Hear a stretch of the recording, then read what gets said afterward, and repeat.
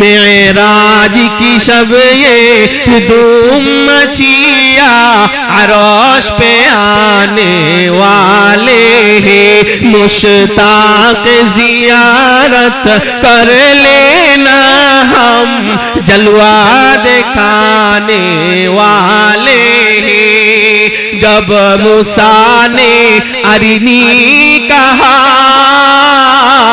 अरोश से फौरन आईने दा बेहोश न हो जा आए मूसा हम पर्दा उठाने वाले हैं मरहबा जुरे बोली मरहबा सुभानअल्लाह अल्हम्दुलिल्लाह ला इलाहा इल्लल्लाह अल्लाहु আকবার আরো জোরে আল্লাহর নাম আল্লাহর বরত্ব আরো জোরে জোরে সব শরীরে সব শক্তি বের করে আল্লাহু আকবার তাইলে বলতেছিলাম ইবনে মাজার হাদিস সরওয়ারে দু আলম সাল্লাল্লাহু আলাইহি ওয়াসাল্লাম ফরমান রাআই মারারতু লাইলাতা উসরিয়া বি আল্লাহ আমাকে মেহমান বানাইয়া আল্লাহর আরশে পর্যন্ত পৌঁছাইছেন আমাকে জান্নাত দেখাইছেন জাহান্নাম দেখাইছেন ঠিক না বেঠিক জান্নাতের শান্তির রূপ আমি দেখছি জাহান্নামের কষ্টের শাস্তির রূপ আমি দেখছি এর মধ্যে আমি দেখলাম একদল মানুষ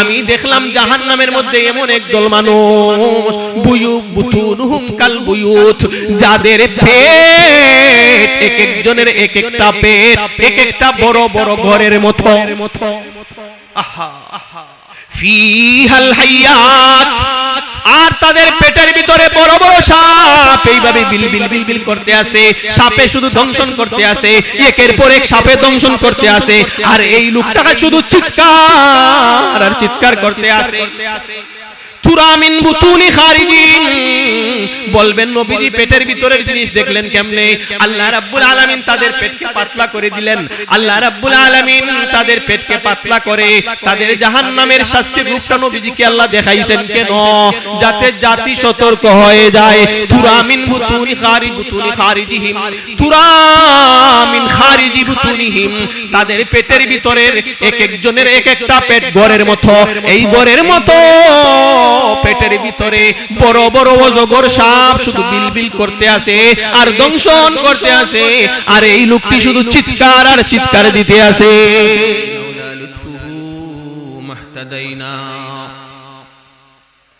ولولا فضله ما تصدقنا ولا صلينا ولا صمنا ولا ضحينا والصلاة والسلام على أفضل الأنبياء خاتم المرسلين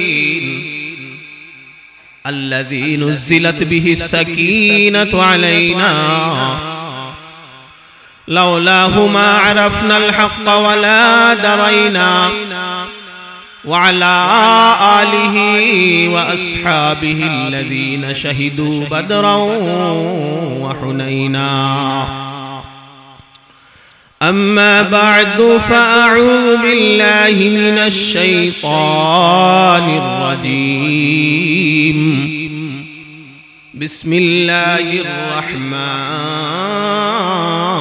الرحيم يا أيها الذين آمنوا اتقوا الله وذروا ما بقي من الربا إن كنتم مؤمنين وقال النبي صلى الله عليه وسلم الربا 73 بابا أيسرها مثل أن ينكح الرجل أمه وقال النبي صلى الله عليه وسلم ما من قوم يظهر فيهم الربا إلا أخذوا بالسنة وما من قرية يظهر فيهم الرشاء إلا أخذوا بالرعب أو كما قال عليه الصلاة والسلام اللهم صل على سيدنا ومولانا محمد وعلى آله وأصحابه وبارك وسلم لا إله إلا الله لا إله إلا الله আমার প্রাণের ভাইরা বন্ধুরা মুরব্বি চাচারা মাঝে মধ্যে আপনাদের একটু সহযোগিতা চাইবো মাঝে মধ্যে কথা বলা লাগবে আপনারা রাজি থাকবেন নি আপনাদেরকে জিজ্ঞেস করি এই জবান কে দিয়েছেন কে দিয়েছেন জুড়ে এই নামটা জুড়ে বলা লাগবে কে দিয়েছেন সেই আল্লাহ ফরমান আনা মা আবদি ইযা হুয়া যাকারানি ওয়া তাহাররাত শাফাতাহু আমি আল্লাহর দেয়া দুইটা জবা দুইটা ঠোঁট নাড়াইয়া আমার যেই সমস্ত বান্দা বান্দি আমি আল্লাহর জিকির করে আমি আল্লাহ ওই সমস্ত বান্দা বান্দির সাথী হয়ে যাই জোরে বলি সুবহানাল্লাহ আরো জোরে বলতে হবে সুবহানাল্লাহ তাহলে জিকির করলে সাথী কে হবেন আল্লাহকে সাথী যারা বানাতে চাইবেন খালি জায়গা পুরা করবেন সামনে আগাইয়া বসবেন মন প্রাণ উজাড় করে আকাশ বাতাস মুখরিত করে একটু সময় আল্লাহর জিকির করতে রাজি আছি তো ইনশাআল্লাহ লা ইলাহা ইল্লাল্লাহ লা ইলাহা ইল্লাল্লাহ যার দিলে আসে আল্লাহর ভয় আল্লাহ আল্লাহ সব সময় বলেন যার দিলে আছে আল্লাহর ভয় আল্লাহ আল্লাহ সব সময় আহার নিদেরা ভালো লাগে না আহার নিদেরা ভালো লাগে না ভালো লাগে শুধু ইল্লাল্লাহ লা ইলাহা ইল্লাল্লাহ লা ইলাহা ইল্লাল্লাহ আওয়াজ বাড়ানো লাগবে আল্লাহ যে এই সমস্ত বান্দারা আপনার ইশক এবং মহব্বত নিয়ে বড় গলায় বড় আওয়াজে দিল থেকে আপনার জিকির করবেন আপনার ওই সমস্ত বান্দা বাড়িতে বসে বান্দি যারা আছেন আপনি তাদেরকে আপনার ঘর না দেখাইয়া মওত দিও না জুড়ে বলি আমিন আল্লাহ যারা জুড়ে জুড়ে আপনার জিকির করবেন মরণের সময় প্রত্যেকের জবান থেকে কালিমাটা জারি করে দিয়েন জুড়ে বলি আমিন তাহলে জুড়ে আওয়াজ দিয়ে রাজি আছেন সবাই লা ইলাহা ইল্লাল্লাহ লা ইলাহা ইল্লাল্লাহ বহু দূরে মদিনা আমরা কেমনে যাব জানি না দেখি আমার আওয়াজ বেশি না আপনাদের আওয়াজ বেশি বহু দূরে মদিনা আমরা কেমনে যাব জানি না দয়া করো দয়াল আল্লাহ দয়া করো দয়াল আল্লাহ পুরাও মনের বাসনা লা ইলাহা জুরে লা ইলাহা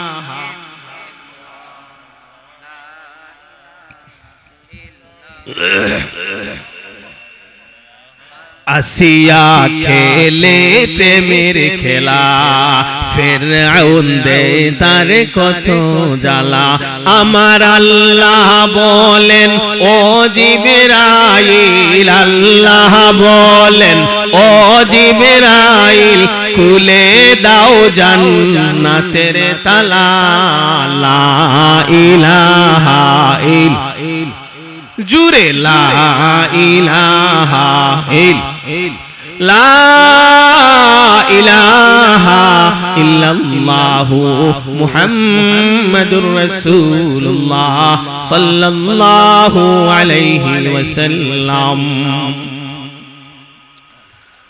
দক্ষিণ কালনিরচর আলহাজ হযরত মাওলানা মুফতি আব্দুল মজিদ সাহেবের বাড়িতে সকল মুর্দেগানের ইসালে সওয়াব উপলক্ষে আয়োজিত দ্বিতীয় বার্ষিক তাফসীরুল কোরআন মহাসম্মেলন আজকের এই তাফসীরুল কোরআন সম্মেলন যার আয়োজনের মাধ্যমে আমরা উপহার হিসাবে পেয়েছি আপনাদের এলাকার কৃতি সন্তান, আপনাদের সবার আস্থার প্রতীক, সবাই যাকে ভালোবাসেন, বিশিষ্ট সমাজসেবক, দিন দরদি, শিক্ষানুরাগী, বাংলাদেশের অনেক মাদ্রাসা মসজিদের মধ্যে যিনি অনেক অবদান রয়েছে, লন্ডনের জমিনে অনেক মাদ্রাসা মসজিদের পরিচালনার সাথে যিনি জড়িত আছেন এবং সমাজের মধ্যে ইনসাফ কায়েম করার উদ্দেশ্যে যিনি লন্ডনের মতো দেশে ব্যারিস্টারি করতেছেন, আপনার আমার সবার পরিচিত মুখ, উলামায়ে কেরামকে যিনি অন্তর থেকে ভালোবাসেন, আমার অত্যন্ত মহব্বতের ব্যক্তি হযরত মাওলানা মুফতি আব্দুল মজিদ সাহেব আজকের এই মাহফিলের সভাপতির আসনে যিনি আসীন আছেন, আল্লাহ আপনার এই বান্দাকে আল্লাহ আপনি নেক হায়াত দান করেন, দিল থেকে বলি আমিন। বেশি বেশি ইসলামের কাজ করার তৌফিক দান করেন, খানদানের সমস্ত মুর্দেগানকে আপনি মাফ করে দেন, জীবিতদেরকে নেক হায়াত দান করেন। মুফতি আব্দুল মজিদ সাহেবের হায়াতের মধ্যে আল্লাহ বেশি বেশি বরকত দান করেন, সবাই জুড়ে বলি আমিন।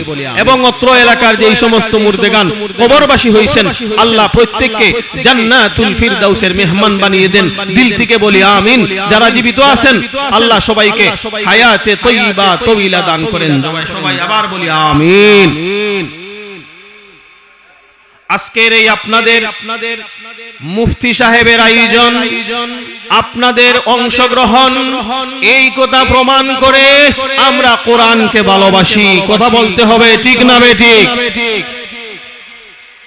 যদি কোনো কুলাঙ্গার বাংলাদেশের মতো মুসলিম রাষ্ট্রে কোরআনকে নিয়ে চক্রান্ত করে আপনার আমার হৃদয়ের স্পন্দন, কলিজার টুকরা সরওয়ারে দো আলম মুহাম্মদুর রাসূলুল্লাহ সাল্লাল্লাহু আলাইহি ওয়াসাল্লামকে নিয়ে যদি কটাক্ষ করে, মাদ্রাসা মসজিদের বিরুদ্ধে যদি ষড়যন্ত্র করে, আল্লাহ রাব্বুল আলামিনকে নিয়ে যদি কটাক্ষ করে, তার দাঁত ভাঙা জবাব দেওয়ার জন্য কারা কারা রাজি আছেন একটু হাত তুলে দেখান।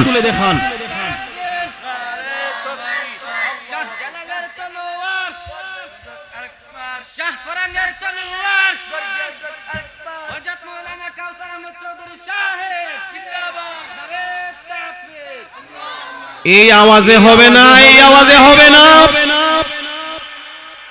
আমরা মুসলমান সংখ্যায় কোটি কোটি কোটি কোটি মুসলমান, কিন্তু মুসলমান দেশে দেশে জায়গায় জায়গায় কাফির মুশরিক বেঈমান ইহুদিদের হাতে মার খাচ্ছে। কথা বলতে হবে, ঠিক না বেঠিক? এর একমাত্র কারণ আমরা সাহাবায়ে কেরামের আদর্শ ভুলে গেছি। সাহাবায়ে কেরামের ঈমানি চেতনায় যদি উজ্জীবিত হতে পারি, সাহাবায়ে কেরাম সংখ্যায় কম ছিলেন, বদরের যুদ্ধে মাত্র 313 জন সাহাবী 1000-এর চেয়ে বেশি কাফির মুশরিক বেঈমানদের বিরুদ্ধে যখন নারায়ে তাকবীর আল্লাহু আকবারের ধ্বনি উচ্চারণ করেছিলেন, 1000 কাফির মুশরিক বেঈমানরা পলায়ন করতে বাধ্য হয়েছে। কথা বলেন, ঠিক না বেঠিক? এখনো যদি আমরা মুসলমান থেকে যাই, সাহাবায়ে কেরামের ঈমানি চেতনায় উজ্জীবিত হয়ে যদি নারায়ে তাকবীর আল্লাহু আকবারের ধ্বনি উচ্চারণ করতে পারি, এই বাংলাদেশের জমিন থেকে নাস্তিক মুরতাদ বেঈমানের বাচ্চারা পলায়ন করতে বাধ্য হবে, বাধ্য হবে, বাধ্য হবে। কথা বলেন, ঠিক না বেঠিক? সুতরাং আমার সাথে বলতে হবে, আমার সাথে বলতে হবে, ইসলামেরই জন্য দেশের হয়েছে জন্ম, ইসলামের বিরুদ্ধে গেলে দেশ হবে ভিন্ন। হাত তোলা দিলে ঠিক বলা লাগবে, হাত তোলা দিলে। ইসলামের বিরুদ্ধে যারা নিয়েছে অবস্থান, এই বাংলায় তাই হবে না। যাও হিন্দুস্তান, যাও হিন্দুস্তান। জোর কদমে সামনে চলো, বজ্র কণ্ঠে আওয়াজ তুলো, সবাই মিলে একই তালে দাও না স্লোগান, নারায়ে তাকবীর। আরো আওয়াজ, আরো আওয়াজ লাগবে, আরো আওয়াজ লাগবে, নারায়ে তাকবীর। দিন ইসলাম, দিন ইসলাম, জিন্দাবাদ, জিন্দাবাদ। মুসলমানদের বাংলাদেশে শুধু কুরদের ঠাঁই নাই, শুধু কুরদের পক্ষে যারা তাদের রক্ষা নাই। হাত তোলা দিলে ঠিক বলা লাগবে, আপনারা একটু সহযোগিতা করা লাগবে। মুসলমানদের বাংলাদেশে কাদিয়ানীদের ঠাঁই নাই, কাদিয়ানীদের পক্ষে যারা তাদের রক্ষা নাই। কাদিয়ানীদের পক্ষে যারা নিয়েছ অবস্থান, সুদকুরদের পক্ষে যারা নিয়েছ অবস্থান, এই বাংলায় তাই হবে না। যাও হিন্দুস্তান, যাও হিন্দুস্তান, জোর কদমে সামনে চলো, বজ্রকণ্ঠে আওয়াজ তুলো, সবাই মিলে একই তালে দাও না স্লোগান, নারায়ে তাকবীর, দিন ইসলাম, দিন ইসলাম, জিন্দাবাদ, জিন্দাবাদ। এইভাবে আমাদের জাগ্রত থাকা লাগবে, মরণ পর্যন্ত জাগ্রত থাকতে রাজি আছিনি সবাই? আল্লাহ সবাইকে কবুল করেন, সবাইকে জাযায়ে খায়ের দেন, দিল থেকে জুড়ে সুরে বলি আমিন। আমাকে কর্তৃপক্ষ আলোচ্য বিষয়ে ধার্য করে দিয়েছেন, আমার আলোচ্য বিষয় হইল সুদ এবং ঘুষ। দুইটা বিষয়, দুই বিষয় আলো, এক বিষয়ে কতটুকু আলোচনা করা যাবে বলতে পারতেছি না। আমরা প্রথমে আলোচনা করব, শুনেন শুনেন। সুদ মিন আকবারিল কাবাইর, কবিরা গুনাহের মধ্য থেকে অনেক অনেক বড় গুনাহ হইল সুদের মতো গুনাহ। কথা বলেন ঠিক না বেঠিক? কিন্তু বাংলাদেশের মুসলমান 90% মানুষ মুসলমান হওয়ার পরেও ধনী থেকে নিয়ে গরিব পর্যন্ত অনেক মানুষ এই সুদের মতো মহামারীর সাথে জড়িত আছে। কথা বলেন ঠিক না বেঠিক? আজকে দেখবেন আমাদের সমাজের অনেক অনেক গরিব লোকেরা, বিভিন্ন এনজিও সংস্থা আছে, ইহুদিদের দালাল, মুসলমানদের ঈমান ইসলাম নষ্ট করার জন্য, মুসলমানদেরকে জাহান্নামী বানানোর জন্য ওরা বিভিন্ন নাম দিয়ে ওরা মুসলমানদের ঈমান কেড়ে নিতে চাইতেছে। কথা বলেন ঠিক না বেঠিক? ওরা নিজেই জানে না সুদের মতো একটা অপরাধ কত বড় অপরাধ। দেখেন, আপনাদেরকে একটা উদাহরণ দিই, আমি সাথে নিয়ে এসেছি একটা লিফলেট। দেখেন, এই লিফলেটটা হইল নাম পদক্ষেপ। কি নাম? কি নাম? কথা বলেন, কথা বলেন, কি নাম? কি নাম? এনজিও একটা সংস্থা। আপনাদের কাছে এইটার ঠিকানা, এইটার ঠিকানা হলো শেরপুর। ওদের কাজ হইল সমাজের যত দরিদ্র লোক আছে ওদের দরিদ্রকে পুঁজি করে ওদেরকে 20,000 30,000 টাকা ঋণ দেয়। 6 মাসের কিস্তিতে ওরা 20,000 টাকার জায়গায় 22,000 টাকার পরিশোধ করে। কথা বলেন ঠিক না বেঠিক? এই যে 20-এর পর অতিরিক্ত 2 নেয়, এইটা কি সুদ না ব্যবসা? সুদ। সুতরাং সুদ সম্পর্কে আপনার আমার জানার দরকার আছে না নাই? যে লিফলেটটা দেখাইছি, এই লিফলেটটা, আমরা তো একজন আলিম, আমার কাছে এই লিফলেট নিয়ে দাওয়াতে আসছে। আমার কিছু ব্যবসা প্রতিষ্ঠান আছে, মাঝে মধ্যে এইগুলাতে বসি। একবার বসা একটা লোক আসছে, হুজুর প্রয়োজনে আমাদের সাথে যোগাযোগ করবেন। দেখেন দেখেন দেখেন, আমি এটা হেফাজত করে রাখছি।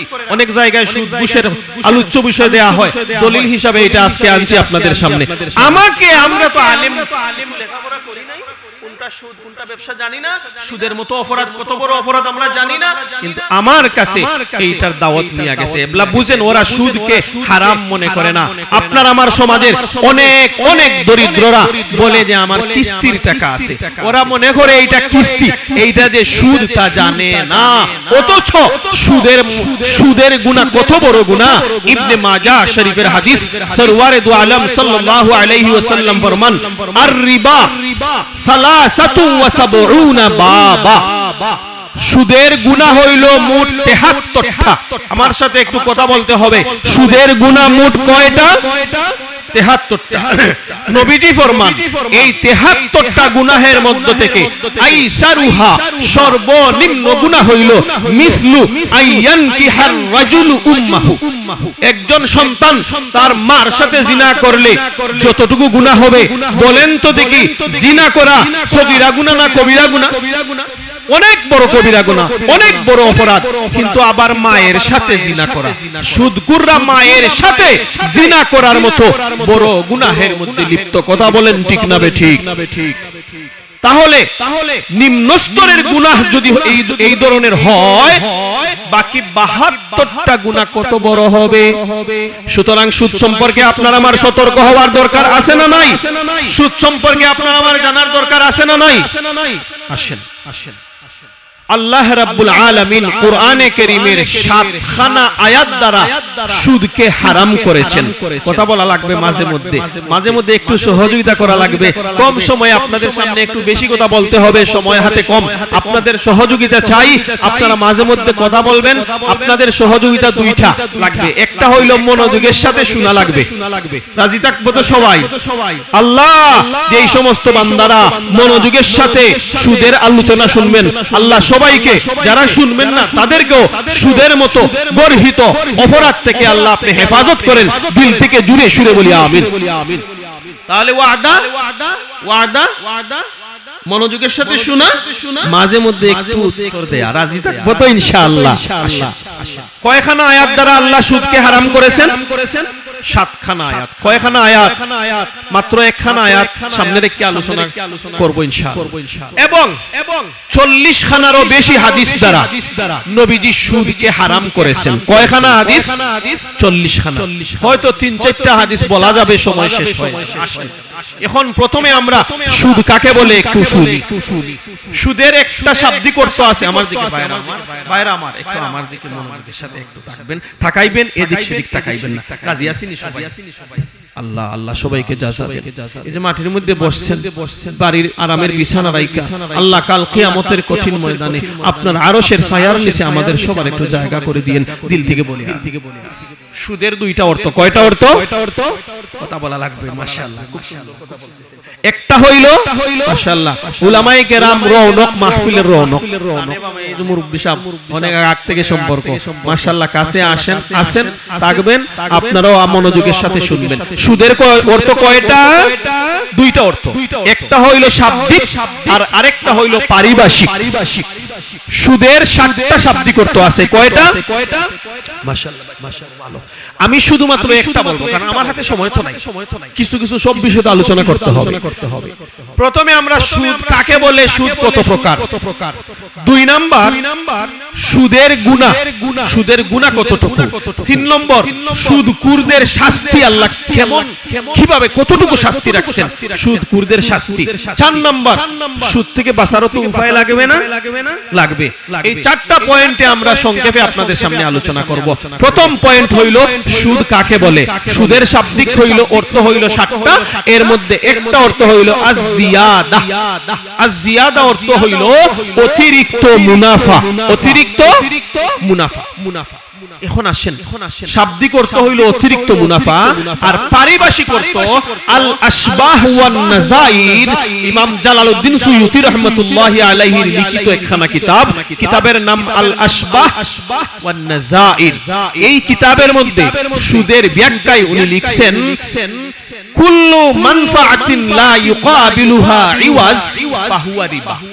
বাংলায় বলি, প্রত্যেক ওই মুনাফা যে মুনাফার বিপরীতে কোনো বিনিময় নাই, যে লাভের বিপরীতে কোনো বিনিময় নাই, এইটাই হইল সুদ, এইটাই হইল রিবা। একটা উদাহরণ দেই। আপনি একজনকে 1000 টাকা দিলেন, 6 মাস পর আপনাকে উনি 1500 টাকা দিবেন। এখন আপনি এই 1500 টাকার মধ্য থেকে 1000 এর মোকাবেলায় তো 1000 আছে, ঠিক না? বাকি যে 500 টাকা আপনি নিলেন, এর বিপরীতে কোনো বিনিময় আছে নাই। এইটাই সুদ। আল্লাহ সুদকে হালাল করেছেন আর হারাম করেছেন, আর ব্যবসাকে আল্লাহ হালাল করেছেন। কেন হালাল ব্যবসাকে হালাল করেছেন? ব্যবসার মধ্যে ব্যবসায়ী 20,000 টাকার মাল 22,000 টাকায় বিক্রি করে, কিন্তু এই 22,000 টাকায় বিক্রি করতে তার কত শ্রম দেয়, কত সময় দেয়, না বেটি? এর বিপরীতে শ্রম আছে, সময় আছে। এই জন্য আল্লাহ আহাল্লাল্লাহুল বাইআ ওয়া হাররামার রিবা। আল্লাহ ব্যবসাকে হালাল করেছেন আর সুদকে আল্লাহ চিরদিনের জন্য হারাম করে দিয়েছেন। তাহলে সুদের পারিভাষিক অর্থ জানলাম, আগে শাব্দিক অর্থ জানলাম। এখন সুদ কত প্রকার? ইসলামী শরীয়তে সুদ 2 প্রকার। কয় প্রকার? 2 প্রকার। প্রথম প্রকারের সুদকে বলা হয় রিবাল ফাদল। দ্বিতীয় প্রকারের সুদকে বলা হয় রিবান নাসিআ। বাংলায় বলি, আরবি শব্দ বাংলায় বলি। রিবাল ফদল বলতে এক জাতীয় দ্রব্য, কথাগুলো মনোযোগের সাথে শুনবেন। সুদের আলোচনা কঠিন, কিন্তু এই আলোচনাটা আপনাদের শোনার দরকার। আমরা অনেক মুসলমান কোনটা সুদ জানি না, এই জন্য আমরা সুদের সাথে অনেক জড়িত আছি, ঠিক না? মনোযোগের সাথে শুনতেছেন ইনশাআল্লাহ? তাইলে আসেন, আমি যে এই কথাটা আপনাদের সামনে বলতেছিলাম,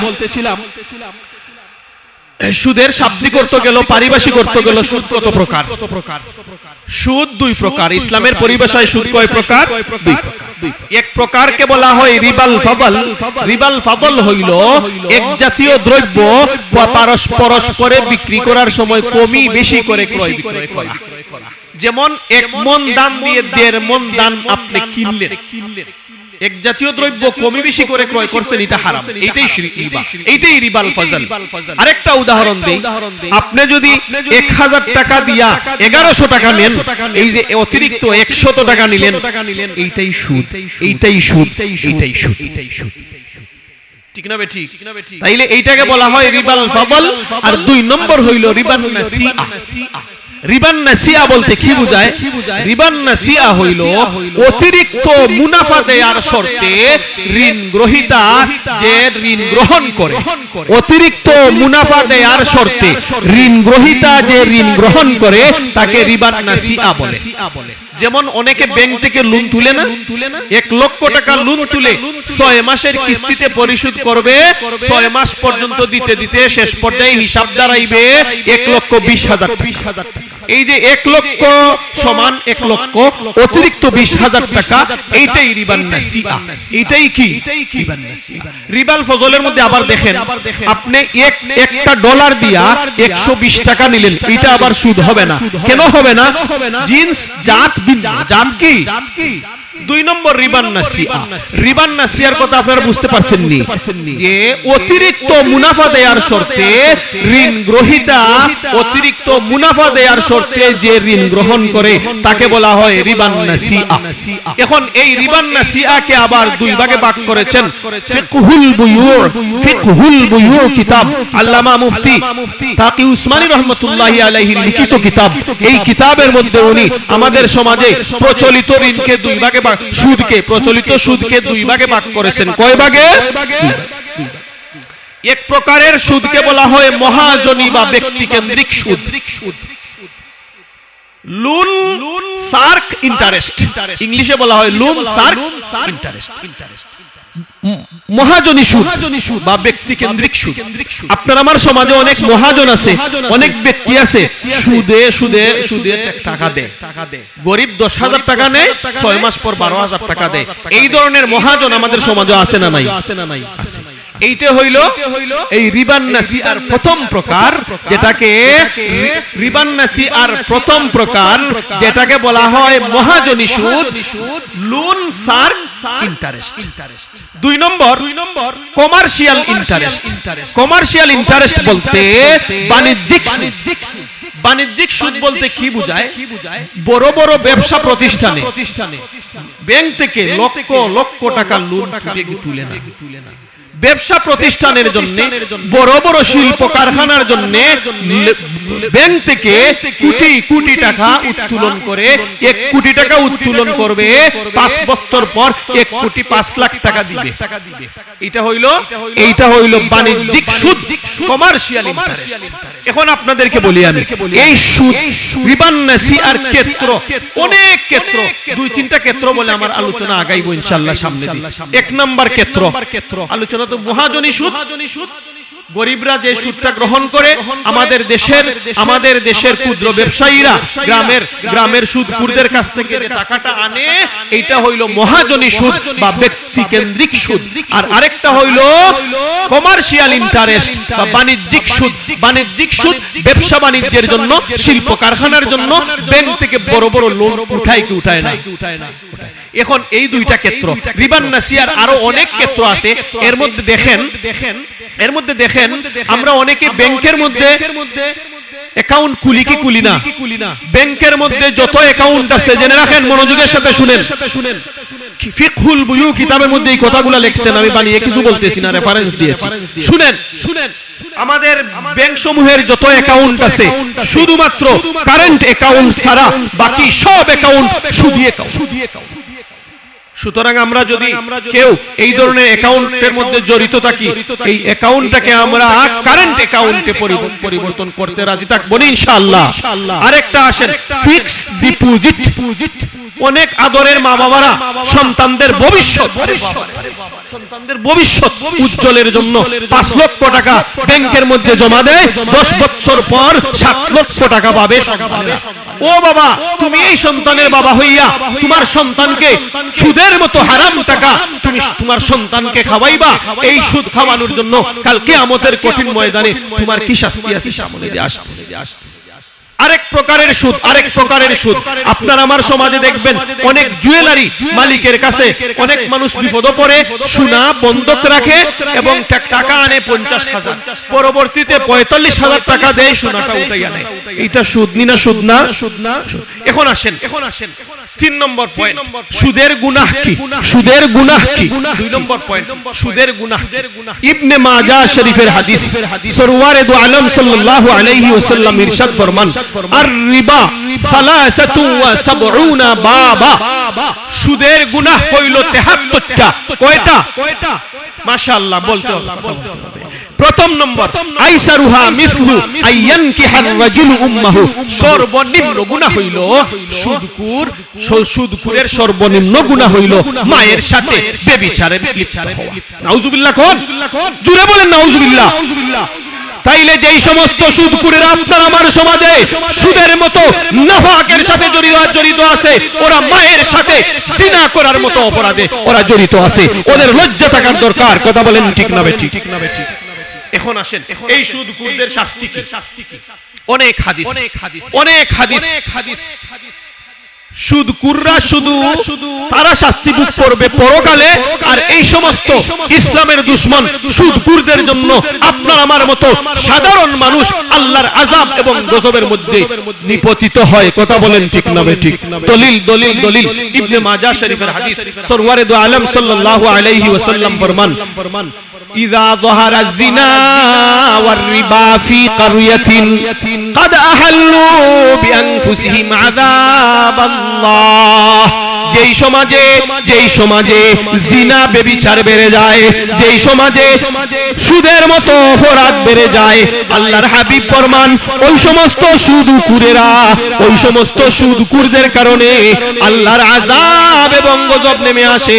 আর এই আযাব গজবের মধ্যে সাধারণ মানুষও ভুগে। কেমন আযাব? এই ইবনে মাজাহর আরেক হাদিস, নবীজি ফরমান, ইযা মা মিন কওমিন ইয়াযহারু ফীহিমুর রিবা ইল্লা উখিযু বিসানা। যে সম্প্রদায়ের মধ্যে, যেই গ্রামে, যেই দেশে সুদের মতো মহামারীর মতো সুদের মতো অপরাধ বেড়ে যায়, আল্লাহর হাবিব ফরমান আল্লাহ রাব্বুল আলামিন এই গ্রামে, এই দেশের মধ্যে মহামারীর মতো শাস্তি নাজিল করে দেন। ওয়ামা মিন কওমিন ইয়াযহারু ফীহিমুর রিশা ইল্লা উখিযু বিররুবি। যেই সমাজের মধ্যে ঘুষের মতো অপরাধ বেড়ে যায়, এই সমাজের মধ্যে সমাজের মানুষকে আল্লাহ কাপুরুষ বানাইয়া দেয়। সংখ্যায় বেশি হইল। যদি ইসলামের দুশমনেরা ইসলামকে নিয়ে কটাক্ষ করে, কুরআনকে নিয়ে কটাক্ষ করে, হাবিবে কিবরিয়াকে নিয়ে কটাক্ষ করে, তাদের প্রতিবাদ করার মতো সাহস ওরা পায় না। কথা বলতে হবে ঠিক না বেঠিক? তাহলে গেল সুদখোরদের কারণে আপনি আমিও দুনিয়াতে শাস্তি ভোগ করি। সুদখোরদের দুনিয়ার শাস্তি কি? এই সুদখোরদেরকে সমাজের মানুষ অন্তর থেকে ঘৃণা করে। কথা বলেন ঠিক না বেঠিক? সামনে সালাম দিবে, আফরকে বলবে যে ও তো সুদখোর, ও তো ঘুষখোর, ও মারা যাবে, মানুষে আনন্দ মিছিল বের করে মিষ্টি বিতরণ করে। কথা বলেন ঠিক না বেঠিক? এই গেল সুদখোরের দুনিয়ার শাস্তি। আর সুদখোরদের কারণে আপনার আমার মতো সাধারণ মানুষও শাস্তির মধ্যে নিপতিত হয়। এখন আসেন সুদখোরদের পরকালীন শাস্তি কি? বুখারী শরীফের হাদিস, সরওয়ারে দু আলম সাল্লাল্লাহু আলাইহি ওয়াসাল্লাম ফরমান, রাআইতুল লাইলাতা রাজুলাইনি আতায়ানি। আল্লাহর হাবিবকে আল্লাহ রাব্বুল আলামিন খাবে স্বপ্ন যুগে অনেক জিনিস দেখাইছেন কি দেখাইছেন না? নবীজি রাত্রের বেলা খাব দেখলে ফজরের নামাজের পর সাহাবায়ে কেরামের সামনে তার বিবরণ দিতেন। নবীজি একদিন ফজরের নামাজের পর সাহাবায়ে কেরাম যারা ছিলেন, ও আমার সাহাবায়ে কেরাম, গত রাত্রে আমি একটা খাব দেখেছি, একটা স্বপ্ন দেখেছি, আমার এই স্বপ্নটা তোমাদেরকে শোনাতে চাই। ইয়া রাসূলুল্লাহ, ইয়া হাবিবাল্লাহ, ওগো রহমতে আলম নবী, কি স্বপ্ন দেখেছেন বলেন? নবীজি বলেন, রাআইতুল লাইলাতা রাজুলাইনি আতায়ানি, আমি স্বপ্নে দেখি দুইজন শুভ্র দেহারার, দবদবে সাদা চেহারার, সাদা পোশাকের দুইজন মানুষ আমার কাছে আসছেন। ফাখরাজানি ইলা আরদিন মুকদ্দাসাতিন, এই দুইজন লোক আমাকে পবিত্র একটা জমিনের দিকে, পবিত্র একটা ভূমির দিকে নিয়ে গেলেন। ফান্তলাকনা, তারা দুইজন আর আমি একজন, আমরা হাঁটতে চললাম, চলতে লাগলাম। ফান্তাহাইনা ইলা নাহরিন মিন দামিন, চলতে চলতে আমরা দেখলাম যে সামনে একটা সাগর, সামনে একটা সাগর, সামনে সাগরের পানি কেমন থাকে? সাদা। নদীর পানি সাদা না কালো না লাল? কিন্তু নবীজি ফরমান, ও আমার সাহাবায়ে কেরাম, আমি স্বপ্ন যুগে যেই নদী দেখছি, এই নদীর পানি সাদা না, এই নদীর পানি হইল লাল, মানে রক্তের নদী। কিসের নদী? নবীজি ফরমান, আমি দেখলাম এই সমুদ্র, এই নদীর তীরে একজন মানুষ দাঁড়ানো, আর বাইনা ইয়াদাইহি হিজারা, তার সামনে অনেক বড় বড় পাথর, আর মধ্যখানে একজন মানুষ উলঙ্গ অবস্থায় সাঁতরাইতেছে আমার দিকে। সাঁতার কাটতে একদম কিনারায় চলে আসছে। এখনই সাগরের এই নদীর পারে উঠে যাবে। এই মুহূর্তে নদীর পারে দাঁড়ানো লোকটি বড় পাথর দ্বারা এত দ্রুত বেগে, এত জোরে আঘাত করছে তার চেহারায়, আবার এই পাথরের আঘাতে এই লোকটি মাঝ নদীতে চলে গেছে। নাউজুবিল্লাহ। এইভাবে আবার সাঁতার কাটতে আসতেছে, আবার পাথর দ্বারা আঘাত করা হইতেছে, এই পাথরের ধাক্কায় আবার মধ্য নদীতে চলে গেছে। এইভাবে বারবার আসে, বারবার পাথরের আঘাত দেওয়ার মাধ্যমে তাকে মাঝ নদীতে আবার ফিরিয়ে দেওয়া হয়। নবীজি বলেন, এই লোকটি কে রে?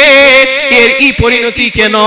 যে দুইজন লোক নবীজির সাথে ছিলেন, তারা জবাব বললেন, ইয়া রাসূলুল্লাহ, ইয়া হাবিবাল্লাহ, এই লোকটা আর কেউ না, এই লোকটা হইল ইন্টারন্যাশনাল সুদখোর।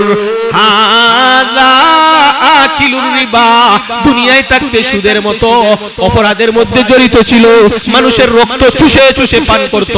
এই জন্য আজকে আপনাকে দেখানো হয়েছে রক্তের নদীতে সে সাঁতার কাটতে আছে। এক শাস্তি, এক আখিরাতের শাস্তির একটা চিত্র। আরেকটা চিত্র শুনেন, এরপরে লাস্টের অংশে চলে যাব, সময় শেষ হইতেছে। শুনেন আরেকটা শাস্তি। আপনার আমার নবীকে আল্লাহ মেরাজ এনেছেন কি নিছেন না? মেরাজ কি সব ये धूम मचिया अरश पे आने वाले हैं, मुश्ताक जियारत कर लेना हम जलवा दिखाने वाले हैं। जब मूसा ने अरिनी कहा अरश से फौरन आईने दा, बेहोश न हो जा आए मूसा, हम पर्दा उठाने वाले हैं। मरहबा, जुरे बोली मरहबा, सुबहानल्लाह, अल्हम्दुलिल्लाह, ला इलाहा इल्लल्लाह, আল্লাহু আকবার। আরো জোরে আল্লাহর নাম, আল্লাহর বরত্ব আরো জোরে জোরে সব শরীরের সব শক্তি ব্যয় করে আল্লাহু আকবার।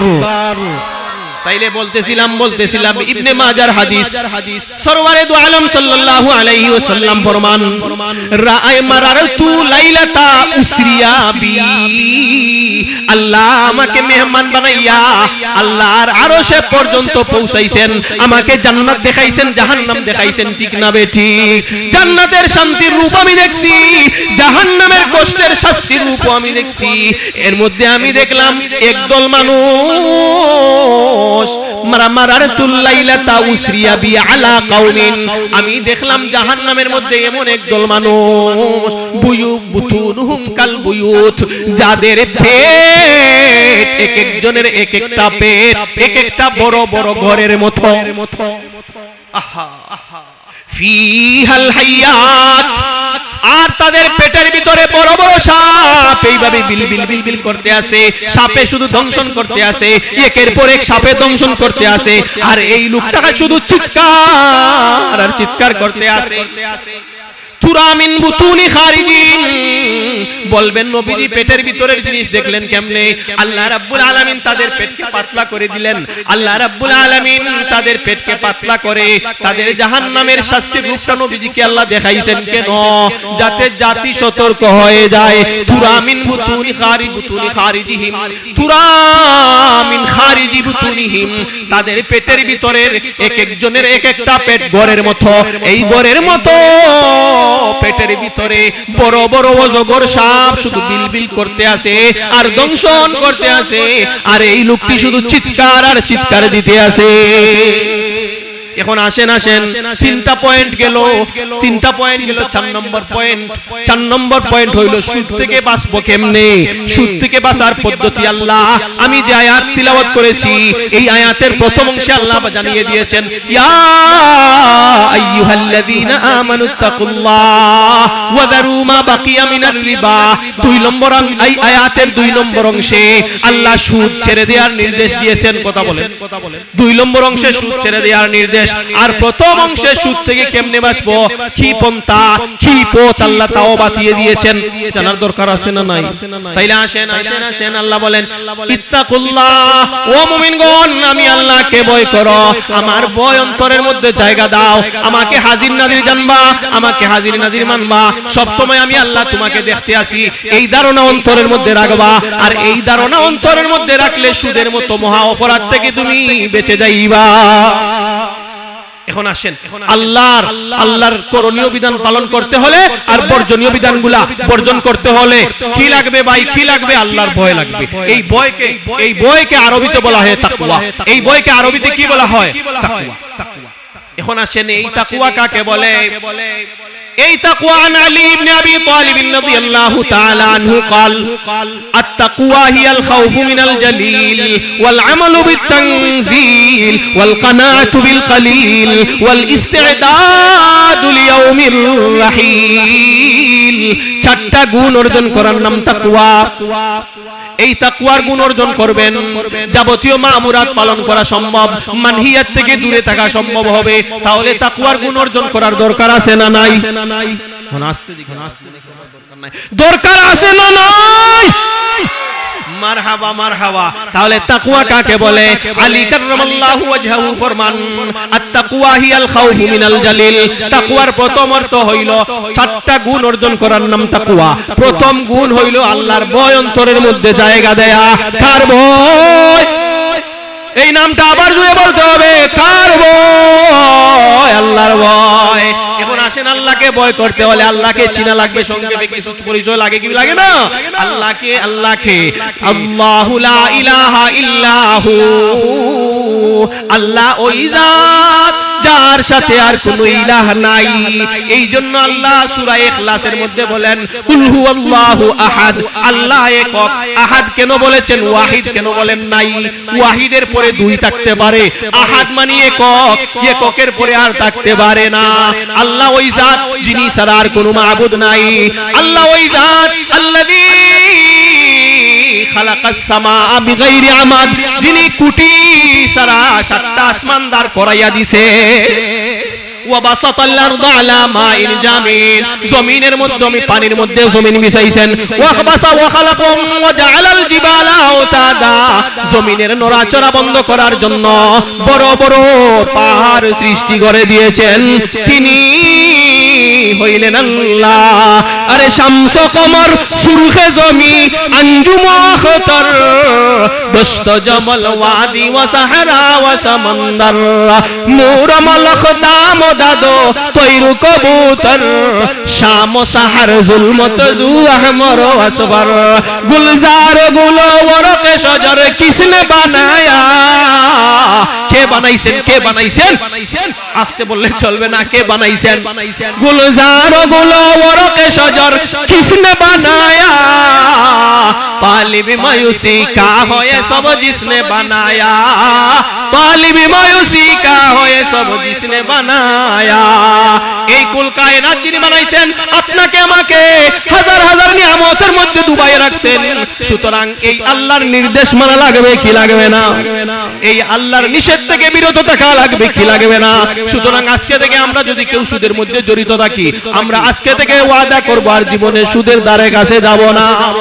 এখন আসেন আল্লাহর পরিচয় আল্লাহ রাব্বুল আলামিন কোরআনে কারীমের মধ্যে জায়গায় জায়গায় আল্লাহর পরিচয় দিয়েছেন আচ্ছা শুনেন বিভিন্ন জাতি তাদের সৃষ্টিকর্তাকে বিভিন্ন নামে ডাকে কেউ ডাকে ভগবান কেউ ডাকে ঈশ্বর কেউ ডাকে পরমেশ্বর কেউ ডাকে বিধাতা কেউ ডাকে গড আছে না নাই এই শব্দগুলা এমন শব্দ প্রত্যেকটা শব্দের বিপরীতে তার প্রতিশব্দ স্ত্রীলিঙ্গেও আরেকটা পাওয়া যায় ভগবান স্ত্রীলিঙ্গে তার প্রতিশব্দ ভগবতী তাদের ভগবানের আছে তাদের ভগবতী আছে হিন্দুদের বিধাতা বিধাতার প্রতিশব্দ বিধাত্রী ঈশ্বর ঈশ্বরের প্রতিশব্দ ঈশ্বরী যারা ঈশ্বর বলে তারা ঈশ্বরীয় মানে গড গডের প্রতিশব্দ গডেস গডের প্রতিশব্দ গডেস কিন্তু আমরা আমাদের রবকে যেই নামে ডাকি এই নামটা এমন শব্দ সারা পৃথিবী সমস্ত ডিকশনারি খুঁজেও এই শব্দের প্রতিশব্দ স্ত্রীলিঙ্গে একটাও খুঁজে পাওয়া যায় না ঠিক না ঠিক এখন আসে না আরেকটা কথা শুনেন আমরা বিভিন্ন জাতি তাদের সৃষ্টিকর্তাকে যে নামে ডাকে এই নামের প্রত্যেক নামের বিপরীতে স্ত্রীলিঙ্গে আরেকটা তো শব্দ আছে এবং তারা যেই সমস্ত শব্দ দিয়া তাদের সৃষ্টিকর্তাকে ডাকে এই শব্দগুলাকে যদি আপনি সন্ধি বিচ্ছেদ করেন সন্ধি বিচ্ছেদ বুঝছেন নি ভাঙেন বাদ দেন তাহলে তাদের সৃষ্টিকর্তাকে আর বুঝাইতে পারে না যেমন যেমন দেখেন ভগবান বগ বাদ দেন শুধু বান রাখেন বগ বাদ দেন আর তাদের সৃষ্টিকর্তা বুঝাইবেনি কথা বলেন জুড়ে বলতে হবে এইভাবে প্রত্যেকটা শব্দের এই অবস্থা কিন্তু আমরা আমাদের রবকে যেই নামে ডাকি এই নামটা কি আল্লাহ এই আল্লাহ শব্দের স্ত্রীলিঙ্গে আরেকটা প্রতিশব্দ সারা বিশ্বের কোনো ডিকশনারিতে খুঁজে পাওয়া যায় না শুধু তাই না অন্যান্য জাতি যেই নামে তাদের সৃষ্টিকর্তাকে বোঝায় এই শব্দগুলা সন্ধি বিচ্ছেদ করলে তার সৃষ্টিকর্তাকে বুঝাইতে পারে না কিন্তু আমরা আমাদের রবকে যেই নামে ডাকি এই শব্দ আমরা কি নামে ডাকি আল্লাহ আল্লাহ আল্লাহ আল্লাহ আল্লাহ আল্লাহ আল্লাহ আল্লাহ জুড়ে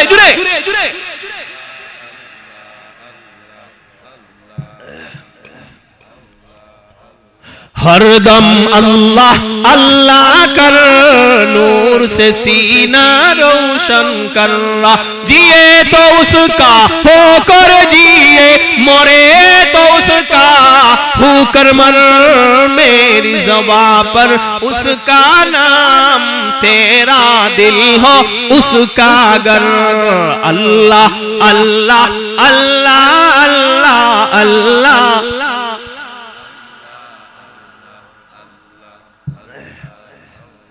उसको सवाली से है प्यार আপনার আমার কাছে কেউ যদি কোনো কিছু চায় আমরা খুশি হই না বেজার হই না একবার খুশি হালতে দেই দ্বিতীয় দিনও দেই 3 নম্বর দিন যদি আসে কপাল কোস ঠিক না আমাদের কাছে বারবার কেউ কিছু চাইলে আমরা খুশি হই না বেজার হই কথা কোন না বেজার জুড়ে বলেন বেজার কিন্তু আল্লাহ ওই জাত যার কাছে যারা বারবার চায় তাদের উপর আল্লাহ খুশি, আর যারা চায় না তাদের উপর আল্লাহ নারাজ।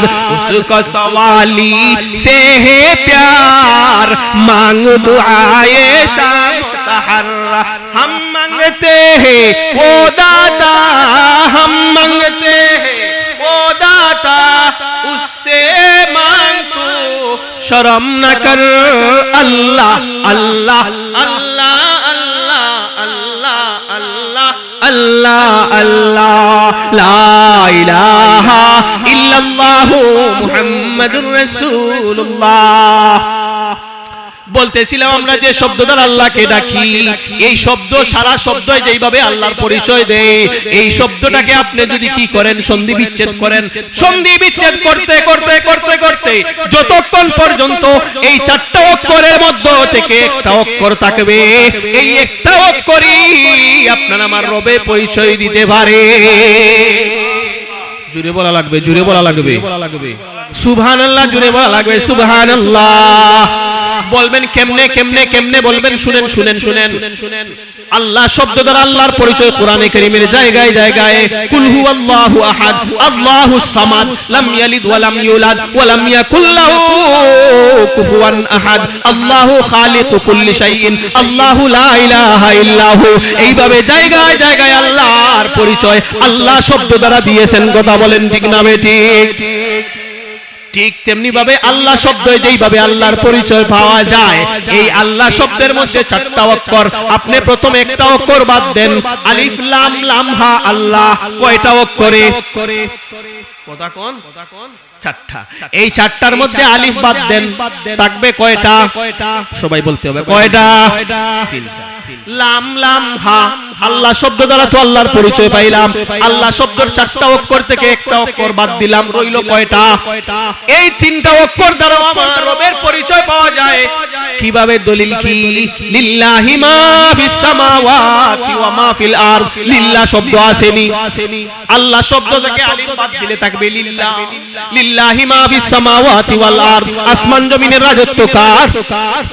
এখন আসেন, এই তিনটা রইছিল, একটা বাদ দেওয়ার পর রইছিল তিনটা, এই তিনটা থেকে আরো একটা বাদ দিলাম, রইল দুইটা। কয়টা? এই দুইটা রইল লাহু। এখন রইল কি? লাহু। এই লাহু, লাহু শব্দ দ্বারা আল্লাহর পরিচয় পাওয়া যায়। লাহু মাকালিদুস সামাওয়াতি ওয়াল আরদ, আসমান জমিনের রাজত্ব কার? আরো জোরে কার? মাশাআল্লাহ মাশাআল্লাহ মারহাবা। তাইলে আসেন আসেন আসেন, এখন এই লাহুরও দুইটা অক্ষরে লাহু, এখন এই আরো একটা অক্ষরে দিলাম, রইল শুধুমাত্র হাউলটা বেশ হু। অনেক হাফিজে কোরআনরা আছেন, অনেক উলামায়ে কেরাম আছেন, রইল কয়টা? হা পেশ হু। কয়টা রইল? আল্লাহুর হু। এই একটা মাত্র অক্ষর আল্লাহর পরিচয় দিতে থাকবে। দলিল কোরআনের আয়াত, ইন্নাহু হুয়াল গাফুরুর রাহিম। এখন আসেন আসেন, তাকওয়া কয়টা গুণ অর্জন করার নাম তাকওয়া? চারটা। প্রথম নম্বর আল খাউফু মিনাল জালিল, আল্লাহর পরিচয় পাইলাম। এখন আল্লাহকে কেন ভয় করব, আল্লাহকে কেন ভয় করব জানার দরকার আছে না নাই? দরকার আছে না নাই?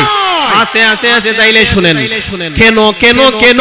আপনার সামনে যদি আপনার বাবা দাঁড়ানো থাকে, আপনার কাজকর্ম যদি আপনার বাবা দেখেন, বলেন তো আপনার বাবার সামনে আপনি কোনো গুনাহ খারাপ কাজ করবেননি? না। ঠিক তেমনি ভাবে আল্লাহ রাব্বুল আলামিন আপনাকে আমাকে দেখতেছেন। আলাম ইয়ালাম বিআন্নাল্লাহ ইয়ারা, আল্লাহ বলেন ও মানব জাতি শুনে রাখো রে, আমি তোমাদের যাবতীয় কাজকর্ম দেখি। শুধু দেখেন, দূর থেকে দেখা নয়। ওয়া হুয়া মাআকুম আইনামা কুনতুম, আল্লাহ বলেন তোমরা যেথায় যাইবা সেথায় আমি আছি। আপনার আমার দেখার জন্য রাত্রের বেলা বাল্ব লাগে, দিনের বেলা সূর্যের আলো লাগে, কিন্তু আল্লাহর দেখার জন্য দিন রাত্রের বাল্ব লাগে না, সূর্য লাগে না, চন্দ্র লাগে না। আমরা আমাবস্যার অন্ধকারে দেখতে পাই না, কিন্তু আমাবস্যার রাত এমনিতেই অন্ধকার। আবার একটা কালো পাথর, তাও আবার অন্ধকার। এই কালো পাথরের উপর একটা পিপিলিকা হাঁটে, তাও অন্ধকার।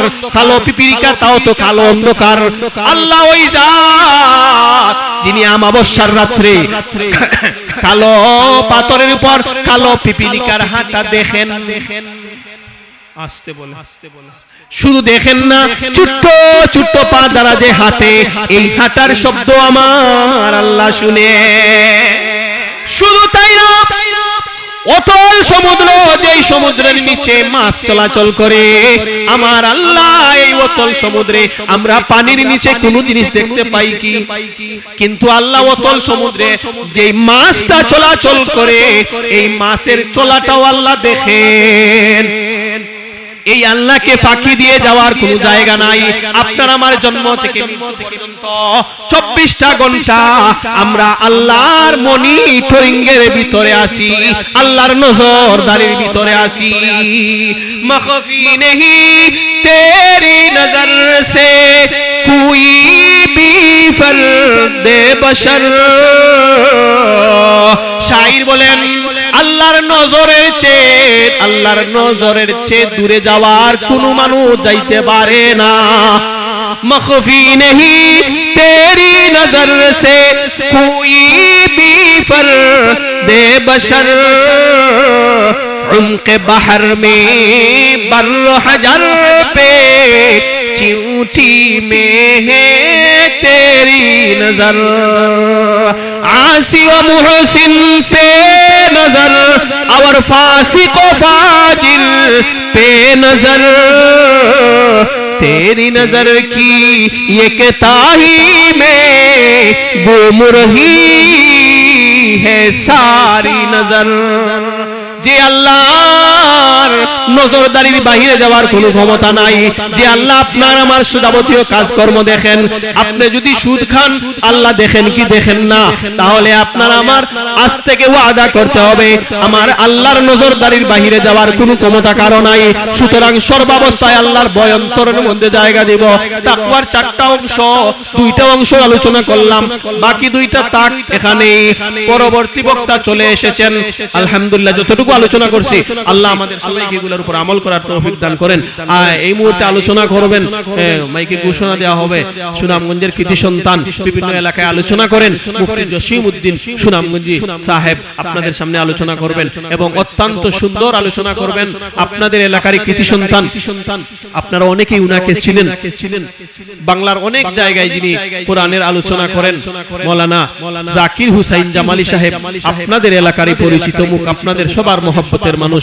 ইনশাআল্লাহ ধারাবাহিকভাবে সবার আলোচনা চলবে মাহফিলের শেষ পর্যন্ত। মাহফিলের শেষ পর্যন্ত আলোচনার নিয়তে, এই আমলের নিয়তে কারা কারা শোনার জন্য বসতে পারবেন দেখি আল্লাহকে খুশি করার জন্য হাত তোলা যায় কিনা। আল্লাহ সবাইকে জাযায়ে খয়র দান করেন, হাত নামান। আল্লাহ সবাইকে মক্কা মদিনা না দেখাইয়া কবর দেশের মেহমান বানাইয়েন না। আল্লাহ প্রত্যেকের জবান থেকে মরণের সময় কালিমা নসিব করেন। আল্লাহ প্রত্যেককে আপনার মর্জি মুআফিক জীবন পরিচালনা করার তৌফিক দান করেন। আমিন ওয়া আখিরু দাওয়ানা আনিল হামদুলিল্লাহি।